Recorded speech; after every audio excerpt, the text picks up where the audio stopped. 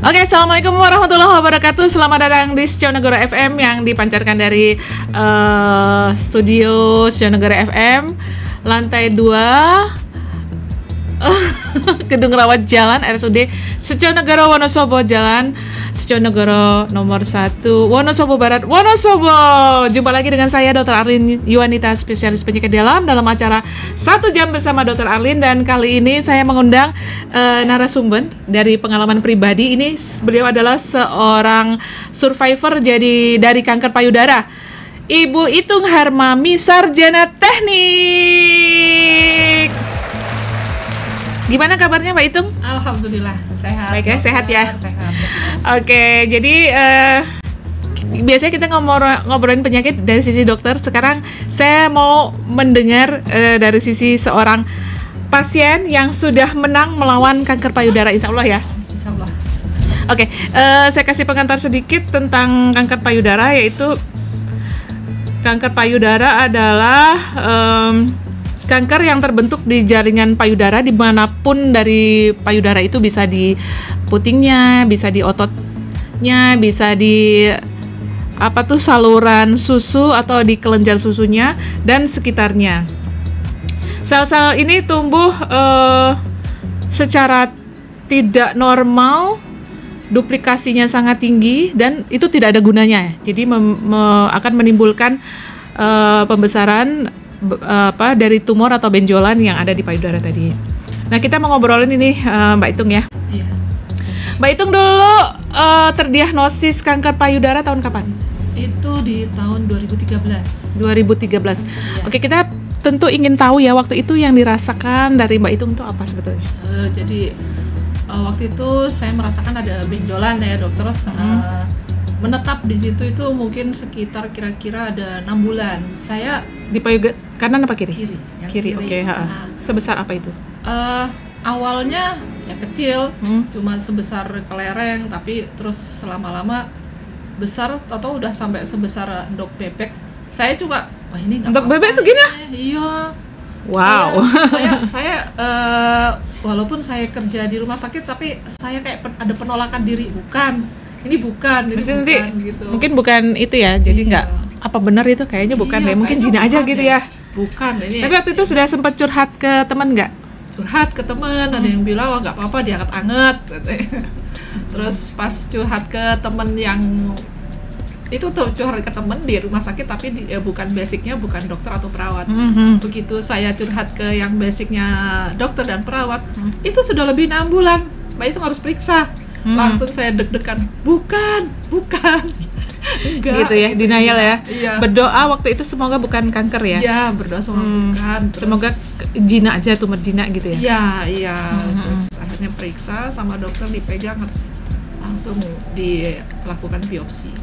Biopsi di sini ya? Di sini ya waktu itu. Boleh saya sebutkan nama dokter? Boleh dong, boleh, silakan, sekalian iklan. Beliaunya sudah pensiun. Oke. Alhamdulillah ya, waktu itu biopsinya dengan dokter Sunarto, spesialis bedah. Oke. Ya, gitu. Nah, setelah jadi ketemu PA-nya apa waktu itu? PA-nya itu sudah ketemu CA grade 2. Grade 2. 2 apa 2B? 2A. 2A, ya 2A.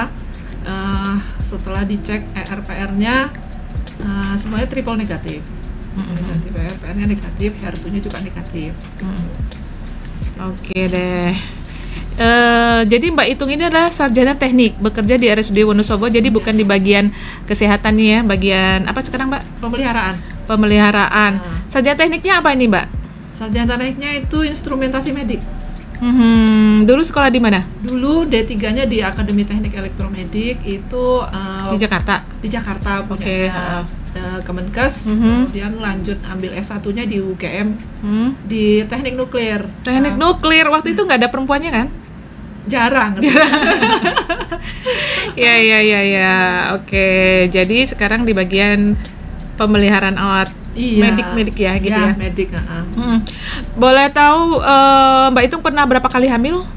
dua kali. Dua kali. Dua kali Oh ya, jadi nggak pernah keguguran. nggak pernah keguguran. Boleh tahu alat kontrasepsi yang dipakai waktu itu? 2 kali kehamilan kontrasepsinya spiral semua. Spiral semua, jadi nggak pakai yang hormon. Enggak.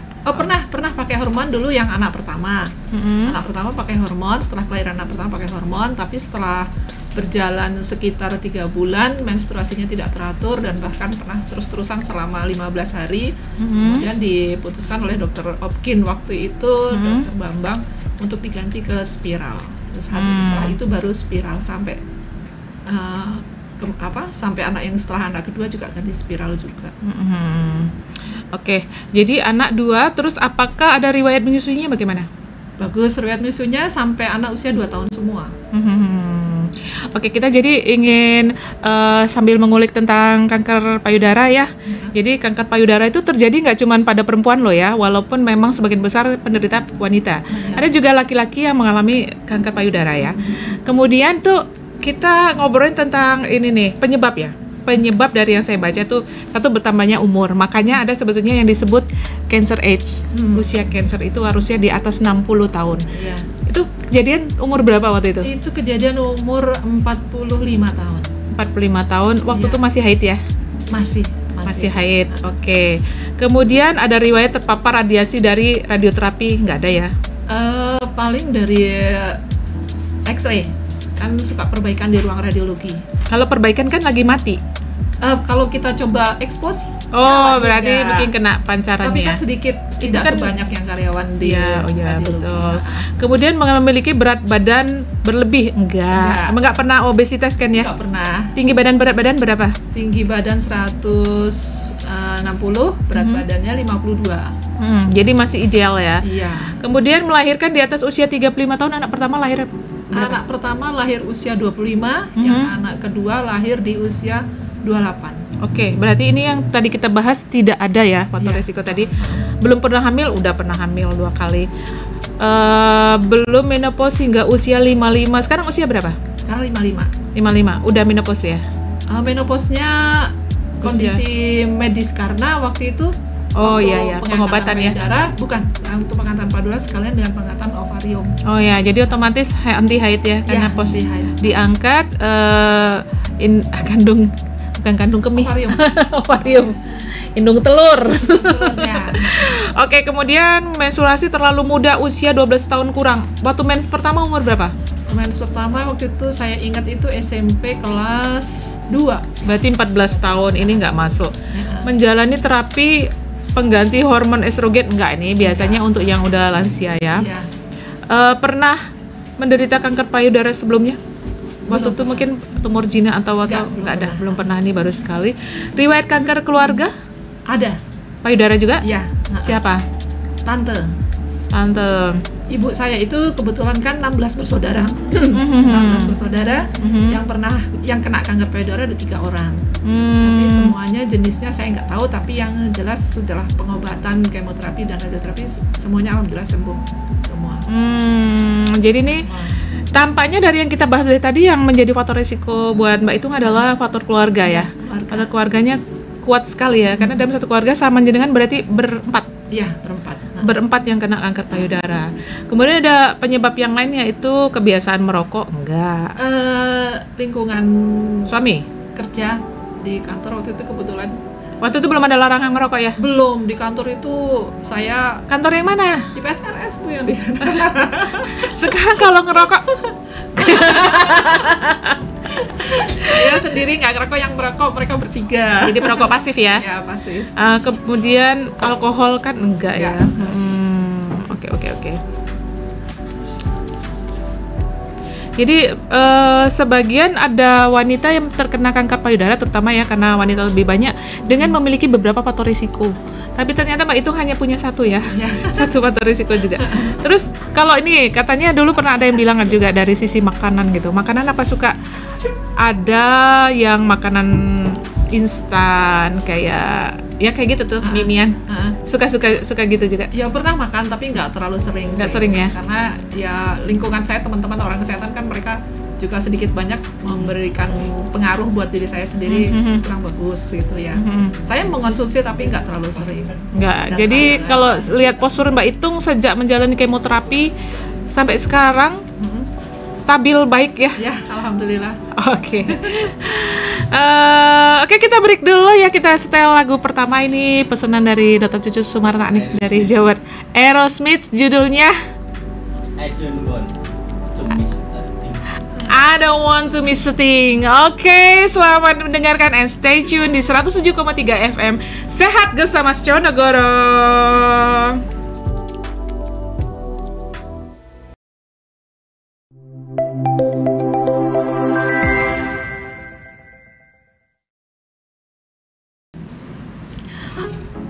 Oke, masih bersama 1 jam bersama Dr. Arlin dan saya masih bersama Ibu Itung Harmami, sarjana teknik.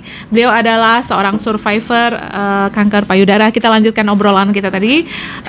Mbak Itung mungkin bisa diceritakan perjalanan itu dari pertama terdiagnosis dari Dr. Sunarto spesialis bedah tadi, kemudian di biopsi di Rumah Sakit Cionegoro ya, kemudian melaksanakan apa lagi setelah itu? Oh ya.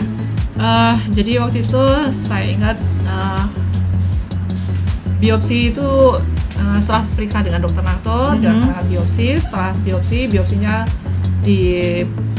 cek di laboratorium PEP ya, di PA ke RSUD Banyumas waktu itu.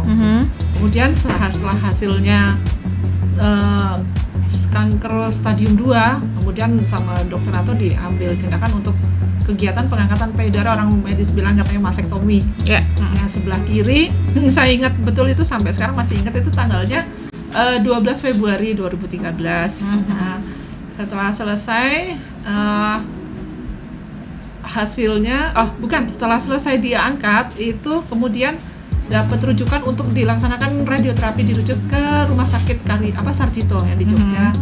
Ketemu dengan dokter di sana. Kalau dokter yang untuk radioterapinya saya udah lupa ya nama dokternya apa, tapi yang saya ingat itu dokter untuk kemoterapinya dokter Kartika. Dr. Kartika Widayati, RSUD Kahom. Ya, Sarjito. Itu proses radioterapinya itu paketnya 30 kali. Kemudian kalau yang kemoterapinya setelah selesai radioterapi, kemudian kemoterapi itu selama 8 kali. Emang berat banget dokter waktu saya menjalankan radioterapi dan kemoterapi. Berat badan sempat turun berapa kilo waktu itu? Waktu itu berat badan saya sebelum operasi itu kan 56, setelah itu turun jadi 49. Jadi 6 kilo ya, kurus banget. Sebelum operasi, selama radioterapi? Kalau radioterapi itu nggak terlalu, jadi turunnya jadi 53 kilo. Masih bisa makan? Masih bisa makan kalau radioterapi. Tapi kalau yang kemoterapi, yang pertama itu luar biasa. Muntah-muntah? Muntah nggak bisa, tapi mualnya luar biasa mual. Melebihi orang hamil muda. Pas kemoterapi yang pertama, 1 minggu kemudian rambut saya rontok. Rontok, saya coba. Tapi karena saya udah tahu ceritanya nih nanti bakalan jadi rontok. Udah siap ya, siap mental. Udah siap mental. Rontok, ya sudah. Saya langsung bilang sama suami saya, Pak, rambut saya rontok, tolong digundul sekalian lah, biar cantik daripada krimis-krimis. Jadi pada pitak gitu ya. Ada saya minta gundul sekalian, terus kalau makan juga nggak enak, tapi saya tetap paksa. Cuma saya dengar dari dokter aja waktu itu yang di sekitar sini kan, di ruangan saya kebetulan pas kemoterapi sudah tidak di IPS lagi, tapi pindah di lantai 3 di bagian penunjang. Waktu itu dekat dengan dokter Rini. Makanannya harus begini, dokter ini, dokter Pratiwi, makanannya harus begini. Jadi saya pernah sampai HB-nya itu turun 8. Nah, ditransfusi ya? Ya, tapi saya nggak mau transfusi. Jadi ngeyel banget ini pasiennya. Saya nggak mau transfusi, terus kata dokter Kartika yang di Sarjito bilang, loh ini nggak ditransfusi, ini makan bebek 1 geluntung ini gitu, atau makan ati sapi itu 1 geluntung. Saya beli ati sapi 1 geluntung, Bu. Beli ati sapi 1 geluntung harus dihabiskan dalam waktu 2 hari. Pertama saya bacem, saya makan pakai lauk. Lauknya nasi? Iya, cuma 1 potong. Aduh, ini yang ngabisin sih gimana? Ada saya potong-potong, saya blender. Jadi jus ati sapi gitu? Jus ati sapi saya minum sambil tutup hidung. saya minum terus langsung minum air putih atau minum jus gitu dong. Jadi saking kepinginnya saya HB-nya itu naik lagi supaya bisa melaksanakan kemoterapi. Ya, terus setelah dicek berapa hari kemudian HB-nya udah naik. Jadi 12 yang tadi 8 naik jadi 12. Bisa sedosis itu? Itu 1 minggu. Jaraknya 1 minggu. Jadi makan hati sapi 1 geluntung, makan daging sapi sering, terus makan daging bebek juga gitu. Jadi ya bisa itu, ternyata ya bisa. Tapi ya dipaksa walaupun lagi gak enak makan. Oke, jadi kalau untuk kanker payudara itu kita di dunia kedokteran mengenal 4 stadium ya. Stadium 1A, 1B, 2A, 2B, 3A, 3B, 4A, 4B. Ya.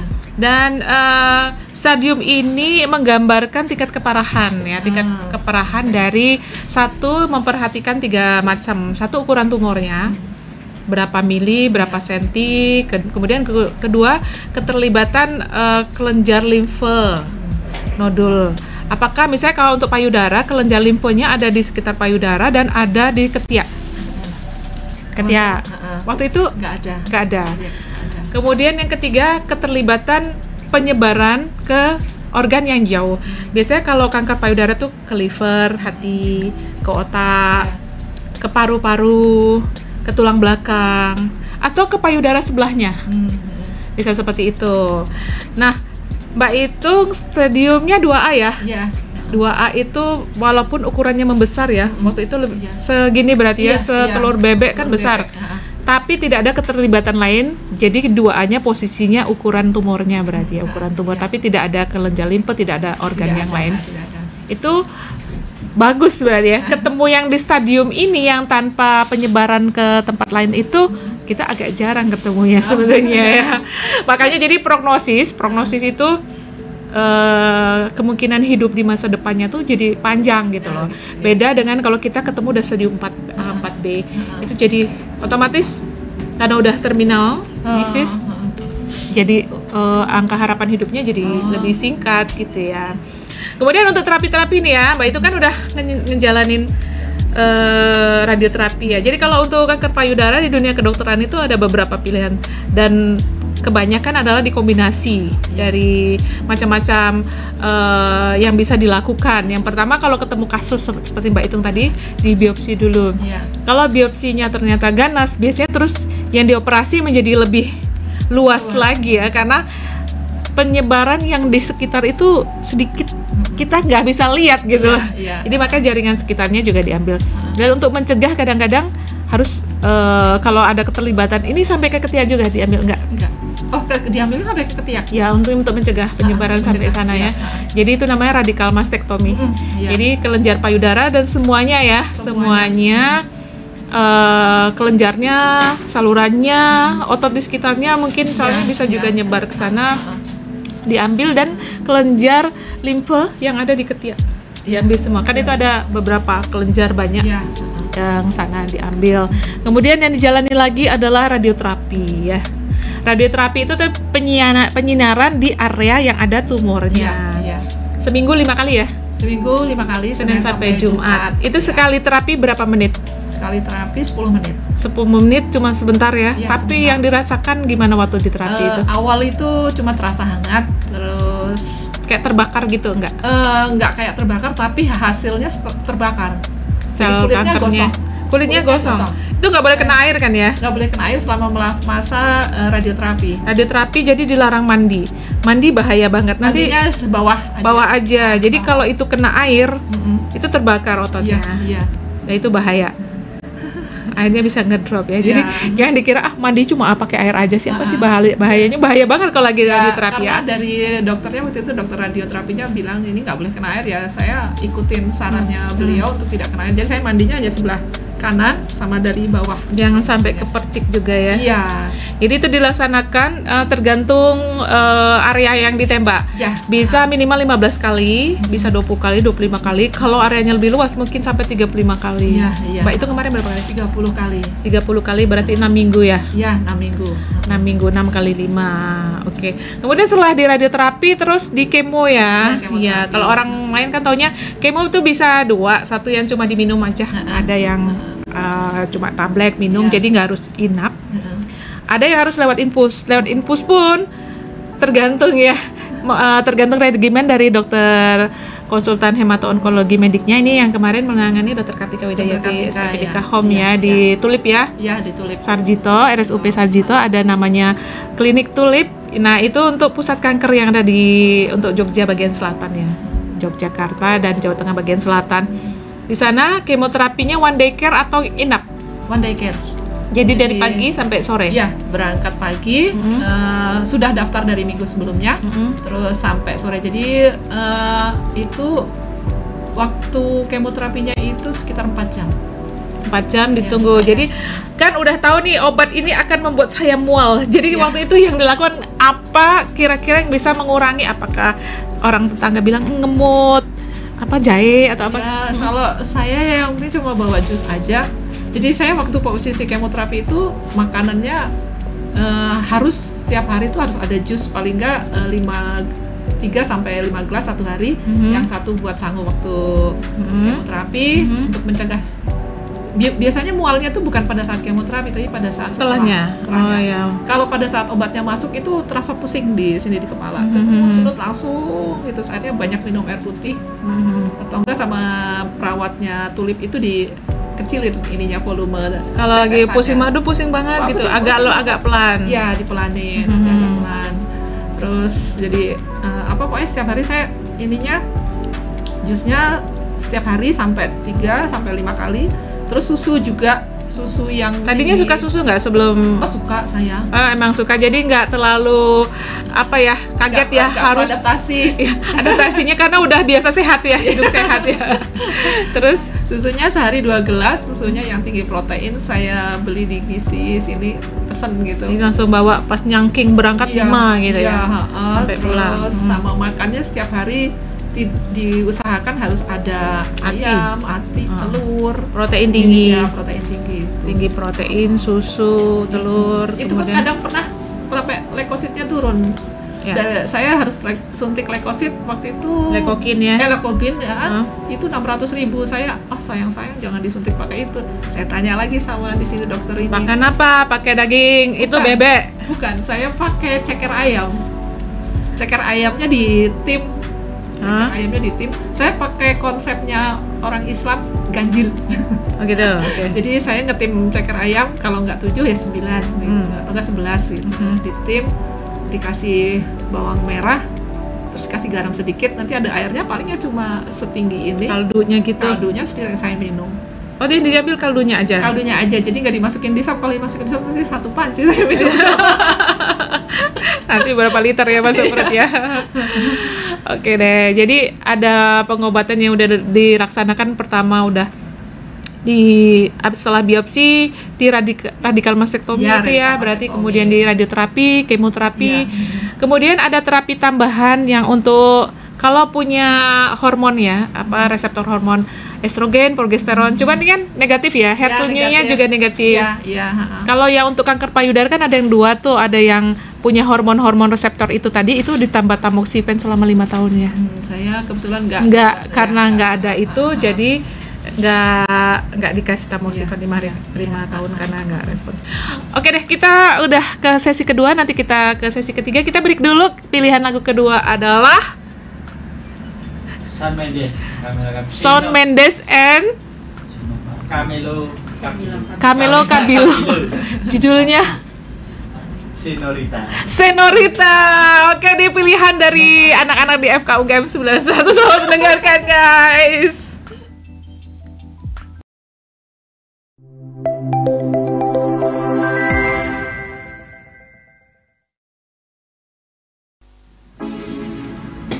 Oke, masih bersama saya dalam acara 1 jam bersama Dr. Arlin, dan saya masih bersama Mbak Itung Harmami, sarjana teknik. Beliau adalah survivor kanker payudara. Oke, kita lanjutkan obrolan tentang kanker payudara ini ya, dari sisi pasien ini. Jadi gejala yang dialami pasiennya, yang jelas satu, ada benjolan ya.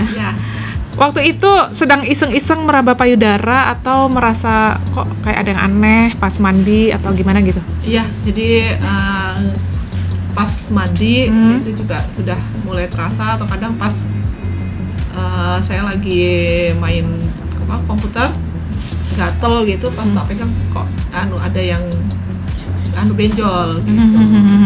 Awalnya kayak itu, terus saya diemin aja.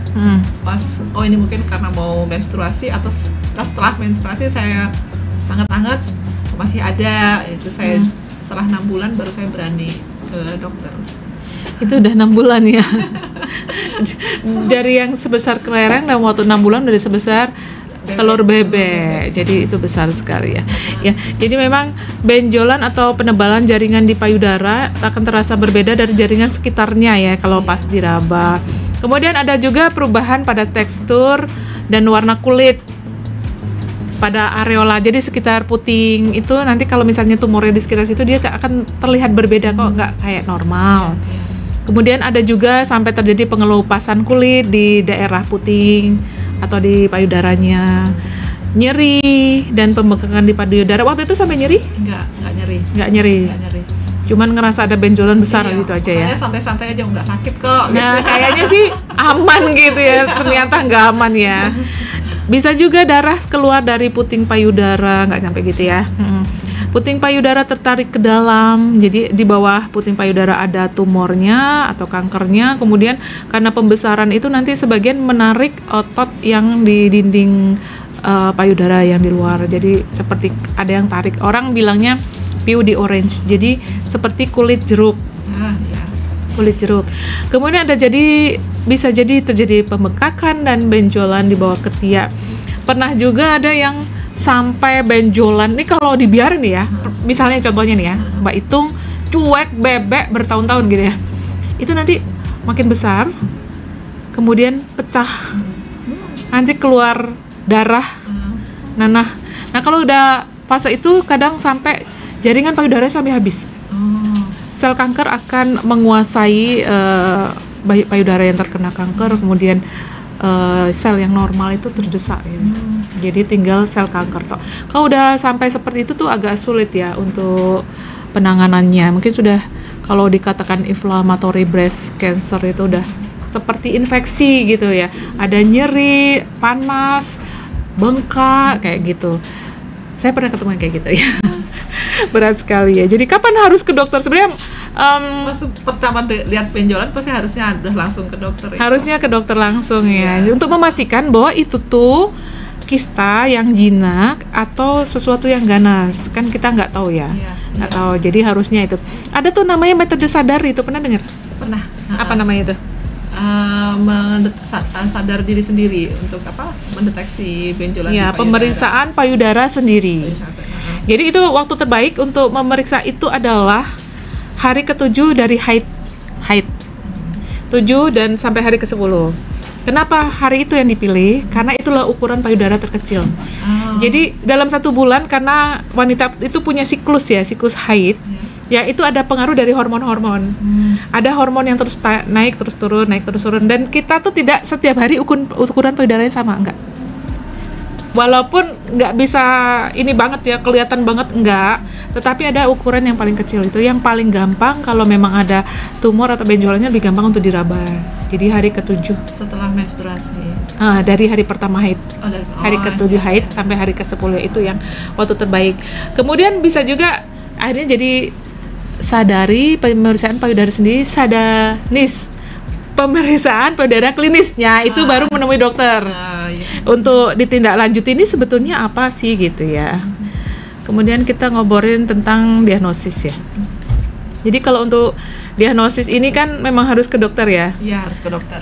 Kan nggak bisa juga hanya cuma melihat aja. Jadi ada beberapa jenis sel kanker yang untuk payudara itu kita tahu dulu jenis selnya yang mana sih. Jadi obat yang terbaik untuk itu tuh yang mana gitu. Jadi nggak terapinya gitu.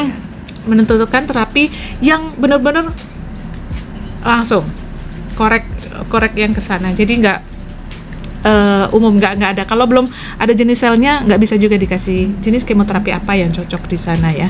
Jadi nanti yang akan dilakukan biasanya adalah mamografi. Sempat mamografi waktu itu. Sempat mamografi. Udah kelihatan. Jadi mamografinya malah untuk maintenance yang sebelah kanannya. Karena yang di sini kan kita sudah diangkat ya. Ya, sudah diangkat. Tapi mamografi kanan aman. Aman, alhamdulillah aman. Jadi mamografi itu seperti ronsen payudara ya untuk mengetahui apakah benjolan di payudara itu sifatnya jinak atau ganas, karena itu bisa kelihatan nanti dari percabangan arterinya di situ seperti apa. Kemudian USG payudara. Waktu itu di USG yang bagian yang ada tumornya dulu, yang sebelahnya juga di USG waktu itu aman. USG sebelum diangkat udah kelihatan memang, tapi yang setelah yang diangkat yang kanan aman, alhamdulillah aman. Oke. Kemudian dilakukan MRI, nggak sampai gitu ya? Nggak sampai. Nah, oke. Kemudian ada biopsi, juga dilakukan ronsen torak ya? Iya, torak. Ronsen paru-paru jantung untuk melihat apakah ada penyebaran ke paru-paru. Ya, USG ke liver juga. USG abdomen untuk melihat, karena yang paling sering menjadi penyebaran adalah hati atau liver. Itu nggak ada ya? Oh, MRI ya pernah dari atas sampai bawah ya? Ya. Kemudian ada juga mungkin ada bone scanning atau bone scanning untuk melihat apakah ada penyebaran ke tulang-tulang. Iya. Kadang-kadang soalnya karena ini kanker dia tuh suka bikin suka-suka ya, suka ke gua lah mau nyebar kemana gitu ya. Oke, kemudian ada tadi stadium ya. Stadium kita tentang stadium, ada stadium 0. Stadium 0 itu disebut kanker tidak berkembang lebih dari, hanya tumbuh di tempatnya di situ aja, in situ namanya, in situ. Kemudian ada stadium 1A, itu tumornya kecil, belum menyebar ke manapun. 1B, kanker sudah menyebar ke kelenjar getah bening di sekitar itu, ukurannya masih 0,2 mili sampai kurang dari 2 mili, kecil banget kan, nggak mungkin banget itu, nggak mungkin banget orang ketemu 2 mili gitu ya. 2 senti sih masih mungkin, masih bisa diraba, tapi kalau 2 mungkin juga dok, mungkin yang kanker yang kalau ngeraba nggak mungkin. Bukan, saya sel kankernya di luar, tapi di luarnya jaringan, bukan kanker. Nggak kan ya? 2 mili loh. Kurang dari 2 mili, bukan 2 senti. Impossible itu. Jadi jarang ketemu yang ini. Nah, kan orang nggak ada yang aku iseng-iseng MRI gitu, nggak ada juga ya. Satu MRI mahal, kemudian orang yang mau MRI itu juga diseleksi banget, yang antri banyak. Jadi saya pernah ngirim kayak gitu, kayak di Sarjito itu bisa antri sampai 4-6 bulan. Berikutnya nggak tahu nanti apa yang terjadi selama fase itu, bisa membesar, bisa apa segala macam. Kemudian ada stadium 1B tadi yang ukurannya kurang dari 2 mili. Kemudian ada 2A. Jadi Mbak hitung yang 2A ya? Iya, 2A. Tidak nampak tumor di payudara, tetapi kanker sudah menyebar ke 1-3 kelenjar getah bening di ketiak. Atau ukuran tumor payudara antara 2-5 cm, tapi belum menyebar ke kelenjar getah bening di ketiak. Atau ukuran kanker lebih kecil dari 2 cm, tapi sudah menyebar 1-3 kelenjar getah bening di ketiak ya, gitu ya. Ada 2B, 3A, 3B, 3C, 4 dan stadium 4. Stadium 4 ini yang sudah ada penyebaran ke organ yang jauh. Oke. Kemudian pengobatan tadi ya. Pengobatan. Waktu itu menjalani 8 kali kemoterapi ya? Ya. Jaraknya berapa minggu? Jaraknya 3 minggu. 3 minggu. Di hari yang sama ya? Misalnya Senin lagi gitu ya? Enggak di hari yang sama. Iya, di hari yang sama. Misalnya Senin kembali lagi. Nanti 21 hari lagi Senin lagi ya? Senin, ya. Persiapan dulu seminggu berapa hari sebelumnya, ngecek dulu udah siap belum, cek lab hasilnya bagus atau enggak. Kalau bagus langsung lanjut kemoterapi, kalau nggak bagus ya dibenerin dulu yang nggak bagus. Ya, jadi tidak semua obat kemo itu sama rumusnya ya. Jadi ada yang setiap minggu, ada yang kayak contoh Mbak hitung 3 minggu sekali atau 21 hari siklusnya. Ada yang 2 minggu, ada yang 1 minggu, dan berapa kalinya juga tergantung jenis kankernya dan obat yang dipakai. Kenapa itu di jarak 3 minggu? Karena itu untuk memberi kesempatan sel-sel memperbaiki diri, untuk sel yang sehat. Karena kalau seperti yang Mbak hitung, kenapa akhirnya menjadi alisnya rontok, rambutnya rontok, kemudian mungkin untuk makan kering, sariawan, segala macam, bisa jadi diare apa segala macam. Itu karena yang diserang adalah sel yang membelah cepat. Jadi sel yang membelah cepat itu yang di mukosa, terus yang di sini sempat nggak punya alis ya, ini Iya. aja alisnya tipis ya. Yang baliknya cuma segini. Padahal tadinya enggak. Dulu lebih dari ini. Iya, lebih dari ini. Kalau rambut udah normal lagi. Sudah normal, rambut sudah normal lagi. Jadi kalau rambut untuk ini itu sebetulnya reversible ya, masih bisa balik lagi. Jadi kalau misalnya selama kemoterapi mungkin harus membeli wig ya kalau yang nggak pakai jilbab. Ya kalau pakai jilbab sekalian digundulin aja kan, pakai jilbab nggak kelihatan juga Kalau yang di di luar. ketiak sampai sekarang nggak numbuh lagi. Alhamdulillah. Jadi nggak perlu cukur. Oh iya, sudah di itu ya. Kemudian ya itu waktu itu sempet down gak sih? Kan wanita itu menganggap bahwa mahkotaku itu adalah di kepalaku dan rambutku gitu. Saya sempat diskusi dengan suami. Ini saya didiagnosa seperti ini Pak, gitu. Nanti berarti terus gimana pengobatannya dengan cara ya diangkat payudaranya. Gimana Pak, gitu. Kamu dengan payudara cuma satu juga masih tetap cantik kok. Gitu. Pak Ongko, Anda luar biasa. Wah ini termasuk beruntung ini Mbak Itung ya. Karena saya pernah ketemu pasien yang terdiagnosis waktu dia umur 33 tahun. Ini masa orang guru ya, guru SD atau SMP, saya lupa, rumahnya di Kertek. Waktu itu dia sudah periksa dan ternyata kesimpulannya adalah ganas. Waktu itu dokter meminta untuk supaya jangan sampai terjadi perburukan, supaya bisa sembuh total, itu di masektomi atau payudaranya diangkat. Suaminya nggak terima. Kamu tanpa payudara lebih baik saya cerai. Terus istrinya jadinya takut. Kemudian datang ke dokter lagi udah metastase, udah penyebaran. Kalau saya bilang, iya aku gemes banget sama suaminya dulu itu. Ya gitu ya. Jadi Mbak Utu itu bahagia sekali punya keluarga yang sangat mensupport ya. Anak-anak Jadi nggak juga suami terus nggak kamu kanker, aku cari yang lain aja. Nggak ya, nggak ya Pak Oko, bukan kayak gitu ya. Oke, kemudian nggak ada rasa terus down gitu. Ada gimana rasanya waktu itu? Jadi waktu pertama kali mau tahu diagnosanya seperti itu, terus aku seperti kayak mau nangis Pak, tapi nggak keluar air matanya. Nggak apa-apa, yuk nangis aja gitu. Tapi nggak keluar air matanya, tapi takut.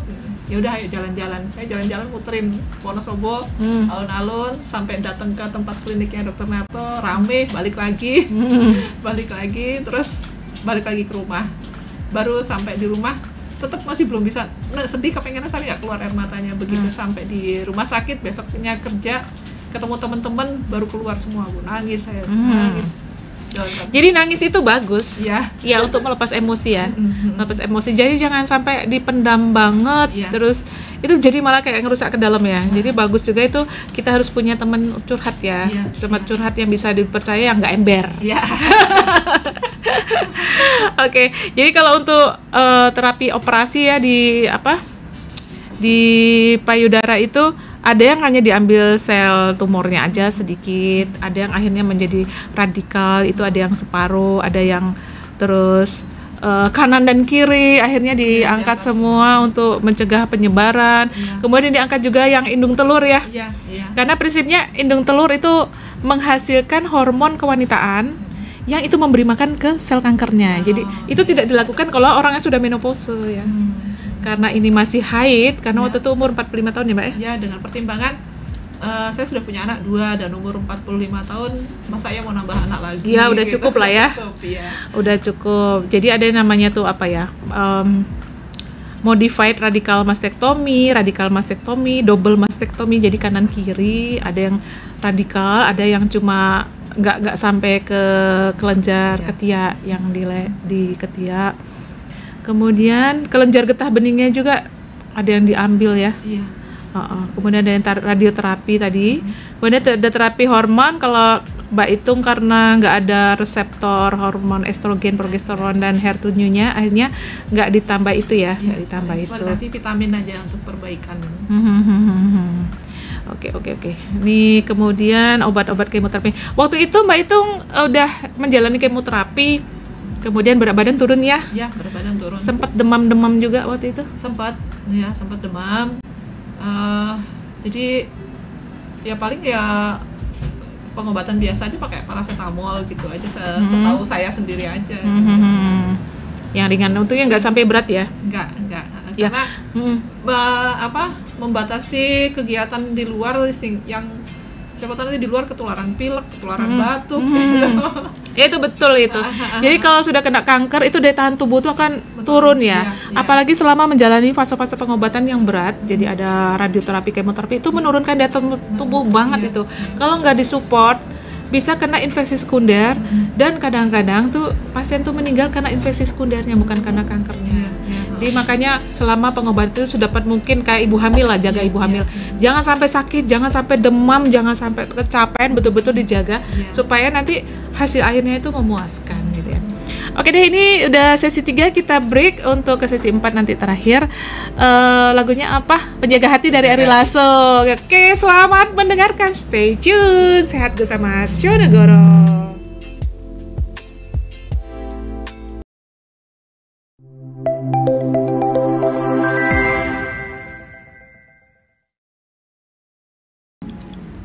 Oke, masih bersama 1 jam bersama Dr. Arlin dan saya masih bersama Mbak Itung Harmami, Sarjana Teknik, dan kita udah ngobrol 3 sesi ini di sesi terakhir ya. Masih tentang survivor kanker payudara. Jadi ada istilah itu kalau lagi menjalani terapi itu namanya fighter atau apa? Warrior, pejuang. Kalau udah melewati namanya survivor, ya, yang bertahan hidup selama melawan kanker dan boleh dikatakan kita menang. Tapi tetap harus waspada ya Mbak Itung ya, karena masih ada kemungkinan untuk metastase di masa-masa mendatang. Semoga enggak. Oke, jadi saya ingin tambahkan tentang pencegahan ya. Pencegahan mana ya? Kok jadi hilang sih? Tolong. Jadi tadi ada yang risiko-risiko yang tadi contohnya kalau untuk faktor risiko keluarga kita nggak bisa hindari ya. Tapi boleh tuh seperti Mbak Itung tadi punya anak mau menikah menyampaikan ke calon suaminya bahwa orang tuaku Mas, orang tuaku itu dulu pernah mengidap kanker payudara. Jadi aku bawa faktor risiko gen itu gitu ya. Kata suaminya nggak apa-apa, insya Allah kamu sehat. Alhamdulillah, semoga juga untuk anak-anak sehat terus ya. Oke. Kemudian ada yang lain tadi faktor risiko terkait obesitas. Jadi untuk itu kita cegah dengan mempertahankan berat badan ideal atau menurunkan berat badan untuk yang obes, menghentikan minuman beralkohol, kemudian mengonsumsi makanan bergizi setiap hari. Bergizi itu nggak yang itu loh, yang awet-awetan loh ya. Yang fresh ya. Yang fresh, baru, seger gitu ya. Nggak yang diawetin, yang udah diangetin udah 5 kali. Biasanya gitu ya. Sayang dibuang. Wah, itu tahu nggak? Ustadz Abdul Somad bilang kalau di Indonesia ikan itu mati sampai 5 kali. Mati pertama waktu dikulitin itu, terus digoreng tuh mati kedua, mati ketiga diangetin ketiga, mati keempat diangetin keempat, diangetin sampai 3 hari 3 malam diangetin. Mati di Indonesia tuh ikan mati berkali-kali. Nah, proteinnya kemana itu? Iya, tinggal enaknya ya, tinggal garamnya ya. Kemudian berolahraga minimal 30 menit setiap hari. Kemudian ya kalau untuk yang sudah menopause kemudian ingin minum terapi pengganti hormon itu harus konsultasi ke dokter dulu karena itu beresiko menjadikan kanker payudara juga ya. Kemudian ini ada tambahan nih Mbak Itung. Tadi kan kita ngobrolin bahwa Pak Ongko suami Mbak Itung tuh seorang suami yang sangat-sangat siaga ya. Salam ya nanti ya. Wah, bilang Pak Ongko hebat sekali, salam dari Dr. Arlin ya. Jadi mungkin ini patut dicontoh untuk suami-suami yang lain dari seorang warrior atau fighter kanker payudara bahwa istri itu harus disupport. Jangan malah ditinggalkan atau malah dilarang pengobatan. Kalau ingin melihat anaknya besar, punya cucu, punya cicit bersama-sama ya. Niatnya seperti itu ya. Itu bahwa saya tadi di calling nih teman dari RSUP Dr. Sanjito, dari Dr. Muhammad Rosadi Seswandana, spesialis bedah plastik, konsultan rekonstruksi. Beliau ini kemarin baru dokter beberapa bulan yang lalu. Selamat ya, semoga sampai profesor ya, Mas Rosadi, amin. Beliau sampaikan bahwa yang ditakutkan seorang suami tadi bahwa kalau kamu tuh nggak perempuan dong, kalau kamu nggak punya payudara, ternyata itu ada dibantu.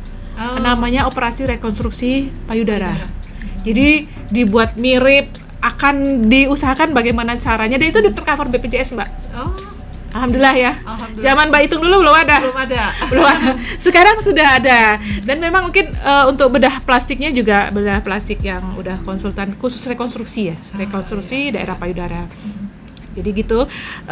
Saya sekalian sampaikan ini mungkin buat teman-teman yang lain yang punya pasien dengan kanker payudara itu bisa lewat rujukan dari spesialis bedah yang bedah onkologinya mungkin yang mau operasi. Oh ya. Kemudian dokter SPPD spesialis penyakit dalam konsultan hemato-onkologi mediknya mungkin bisa merujuk setelah itu. Jadi operasinya di lain waktu. Jadi setelah kur itu harus langsung ya. Ya karena waktu itu mesti konsentrasi melawan musuh ya, sel kankernya itu ya. Oke, kita udah di ujung acara nih ini Mbak Itung. Jadi sebetulnya saya melihat Mbak Itung sebagai seorang survivor dari kanker payudara. Ternyata kita simpulkan ya, Mbak Itung tuh sangat beruntung. Satu, penerimaan dirinya bagus sekali. Dulu pertama denial dulu ya. Iya, denial dulu. Kayak aku nggak terima. Akhirnya lama-lama udah menerima. Terus siap. Itu berapa lama tuh dari kamu denial terus dikatain dokter Sunarto, kamu ini kanker, kamu harus begini? Nggak berapa hari, hanya dalam beberapa jam aja. Oke, saya jadi siap gitu. Ya, pokoknya begitu saya sudah keluar air matanya, ya berarti 1 hari saya udah keluar air matanya. Oh iya, berarti ini Allah kasih cobaan ke saya. Berarti Allah juga tahu kalau saya mampu menghadapi dan bisa memenangkan peperangan ini. Gitu. La yukallifullahu nafsan illa wus'aha. Allah tidak akan memberi cobaan kepada orang yang tidak mampu. Ya. Berarti orang yang menderita kanker itu adalah orang-orang terpilih. Iya. Ya. Tidak terpilih insya Allah kalau kuat karena dosa-dosanya terhapus selama ini ya, selama bisa menerima bahwa itu takdir yang harus kita jalani ya, qadarullah. Takdir dan qadar dari Allah.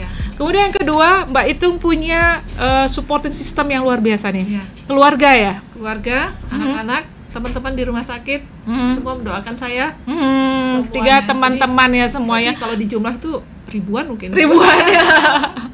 Oke, itu penting banget. Kenapa ya? Di antara kita punya teman-teman yang punya agama yang bagus ya, mereka boleh ya Allah sembuhkanlah Mbak Itung. Mungkin doa Mbak Itung mungkin lewat ini nih. Tapi mungkin ada teman-teman yang soleh itu yang akhirnya menyembuhkan. Iya, betul. Ya, mungkin boleh sampaikan ke teman-teman.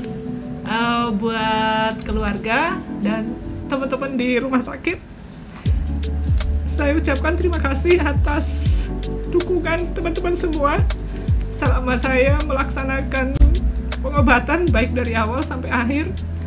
Bantuan baik moral maupun materi banyak sekali dari teman-teman dan keluarga dan suami.